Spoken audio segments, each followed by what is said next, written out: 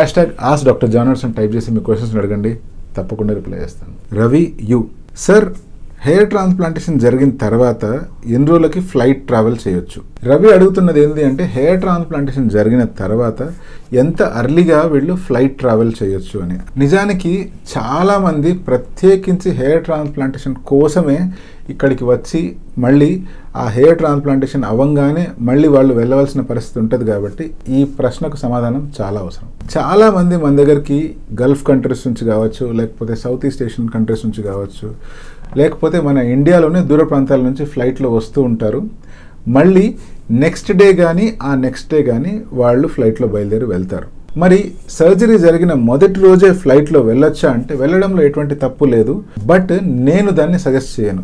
ఎందుకంటే సర్జరీ జరిగిన వెంటనే అట్లీస్ట్ ఒక రోజున రెస్ట్ తీసుకొని మరుసటి రోజు మీ డాక్టర్కి చూయించి అంతా బాగానే ఉందా, డోనర్ ఏరియాలో ప్రాపర్గా హీమోస్టాసిస్ వచ్చిందా, రెసిపియంట్ ఏరియా అంటే ఎక్కడైతే ట్రాన్స్ప్లాంట్ చేశామో అక్కడ గ్రాఫ్ట్స్ అన్ని ప్రాపర్గా ప్లేస్లో ఉన్నాయా, మీరు ప్రాపర్గా హెయిర్ని కాపాడుకోవడానికి తగిన జాగ్రత్తలు తీసుకుంటున్నారా, ఇంకా ఏవైనా డౌట్స్ అనేటువంటివి అరైజ్ అయితే అటువంటివన్నీ నెక్స్ట్ డే క్లారిఫై చేసుకొని అప్పుడు థర్డ్ డే కానీ లేదా సెకండ్ డే ఎండింగ్లో కానీ ట్రావెల్ చేయమని సజెస్ట్ చేస్తూ ఉంటాను. సో ఎస్, హెయిర్ ట్రాన్స్ప్లాంటేషన్ జరిగిన తర్వాత నెక్స్ట్ డే కానీ నెక్స్ట్ డే తర్వాత నుంచి మీరు ప్రశాంతంగా ఫ్లైట్లో ట్రావెల్ చేయొచ్చు.